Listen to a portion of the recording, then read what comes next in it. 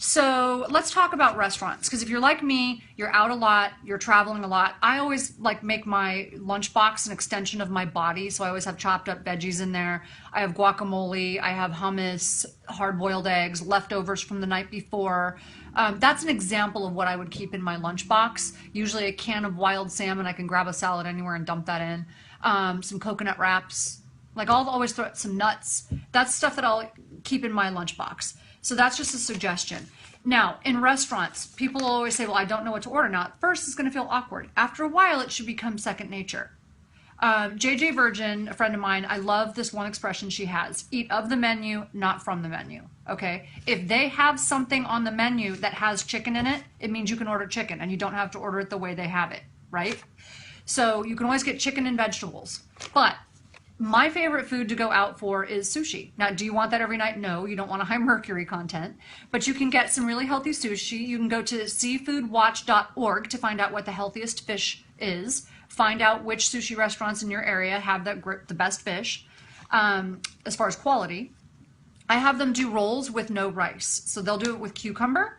Or I love seaweed salad. Oh my gosh, like one of the best things ever. So in restaurants, sushi restaurants, you can always get anything sushi, seaweed, avocado. Just don't get the rice, right? It's great. It's amazing. And then they also have cooked stuff if you don't want raw fish. Mexican restaurants, super easy. Think fajitas, no rice and beans. Or if you want the beans, have just a little bit of beans. Don't make it your staple. Lots of guacamole, fajitas with the veggies, awesome. Chinese, stir fry without the rice, right? So just be thinking along those lines, stir fry without rice.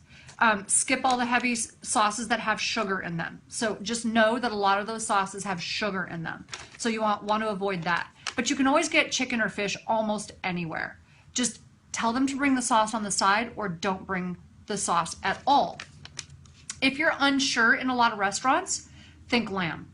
Now, for those of you who are not vegetarian, if you're vegetarian, it's pretty easy. You just focus on the vegetables, right? Try to avoid the beans, try to avoid the rice and the bread.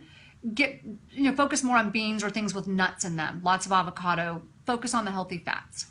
But if you are unsure and you're not a vegetarian, focus on lamb if you are unsure of the quality of the food. And the reason I say that, it's high in omega-3 fatty acids. Most lamb is higher quality than, say, an industrial raised beef or chicken that's like cage raised, that's raised in a cage and fed hormones. Because lamb, they have to let wander.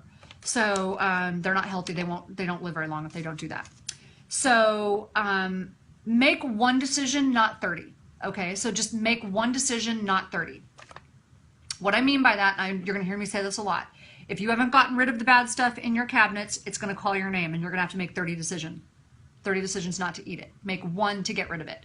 Same thing in restaurants. Don't let them leave bread on your table, because when you're hungry, there's a reason they do that. They know it triggers hunger and it lowers your resistance. You will make worse decisions and you'll order stuff that you wouldn't normally order.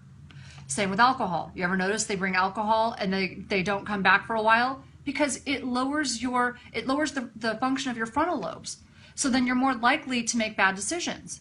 So that is the reason they do those. And did you know that most appetizers are designed by food engineers in a way that triggers the nucleus accumbens in your brain, which is the part of your brain that is associated with pleasure. Same part of the brain associated with morphine and heroin and cocaine.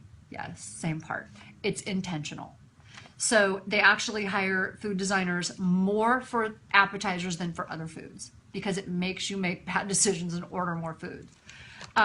It's all by design. So that's what you can do for restaurants. Now I'm going to give you one quick tip. I don't want to overwhelm you because then I think when people focus on too many things, they get nothing done. But I do want to leave you with this. Part of the success of any plan is having quick and simple strategies, right? So I want you to be thinking of quick and easy breakfasts. So I want you to have 3 to 5 incredibly easy recipes for breakfast. I don't care if you tape them to your refrigerator, put them in a little pamphlet right on your counter, whatever you have to do. We have a few in our house that are favorites. I mean, scrambled eggs in a coconut wrap, that's always super easy. My daughter can just take that and run if we're late. She loves one of her and my husband's favorite breakfast, open an avocado, dump an egg in it, I can, if I have time, I'll put it in the toaster oven. That would be my preference for about 12 minutes. If we don't have time, I always get haters when I say this. I'm sorry, get over it or don't watch. It's okay with me if you don't watch. But I will put it in the microwave for about a minute because it's better than my daughter going up to the snack bar at school and getting some junk food. So if you microwave it for 1 minute, you will get like the egg cooks and the avocado gets soft. Toaster oven is my preference, but you can put it in the microwave for 1 minute for those of you who really have no time. Not all of you are in the same place in life. Not all of you have the same finances. Not all of you have the same amount of time. If you have a perfect schedule, a perfect life, great. Do it perfectly every time. If you don't, that is your shortcut, okay? Forgive me or don't. That would be one thing. So we've got a couple of those recipes that are just super easy. Smoothie, we always do smoothies in our house because that's just a quick and easy breakfast. Lunch strategies. So I always keep snacks. I'm in my office right now. I've got a drawer full of snacks. So I've got nuts. I have a can of wild salmon. Always have a couple cans of wild salmon, some coconut milk. I can always go run and buy, there's a little snack bar right down at the bottom of our building. I can buy some cut up veggies, hummus and guacamole. I can buy a salad and throw the salmon on it. I mean, there's always stuff I can buy. So what do I keep in my travel and my lunch, my snack drawer? So I always keep in my suitcase when I travel, and I always keep in my lunch drawer at work. Things like wraps, canned wild salmon in BPA-free cans. Actually, Vital Choice carries my favorite ones, vitalchoice.com. Nuts. I keep bars, so I'll make a whole tray of like homemade bars. Seriously, they take 15 minutes. I have a recipe for raw bars and a recipe for cooked bars, like pumpkin spice bars that have protein in them. Nut butters, I'll keep little packets of nut butter because I can throw that on a coconut wrap. And I'll keep like coconut butter. So those are just some easy go-to, fast, simple, and I keep protein powder. I can just throw some water in it, right? So those are just simple things you can do for lunch. Dinner, we usually make dinner, but if there's some reason that I can't make dinner, I always have leftovers. Just that's how I function. I always have leftovers. I never make one meal, ever, because that's just not how my life works. But if for some reason I get stuck and I can't do that, I know 3 restaurants that are on my way home that I can call ahead, have something waiting that's healthy.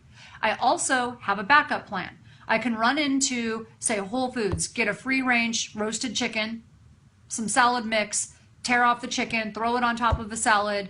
You know, I can do that. I can make a really simple avocado gelato for dessert, which takes me like 3 to 5 minutes at home.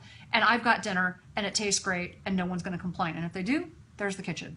So I'm just pretty straightforward that way. But just make sure you have a plan. You have a strategy, and you keep it in a place where you can see it, because it's not going to be second nature until about the 3rd to 4th month. So we call it PMS, right? The first stage is primitive. If you're just starting out, you look like deer in the headlights. We see it all the time. The second stage is mechanical. It's like, okay, I understand what to do, but I still have to work at it, and I still have to think about it. So that's why we tell you to take 1 day a week to prep. Boil a dozen eggs, get those chicken breasts ready, chop up your veggies, do whatever it's going to take. Measure out protein powder in little packets and have them ready to go. Have all your kids' snacks ready to go for the week. If you do those things, you're going to succeed. But that's the mechanical stage. All of a sudden, you're not even going to notice it. You're going to slip into this spontaneous stage, and it just becomes second nature. You just know what to order. You know how to order it. You know when to order it, and it just becomes easy.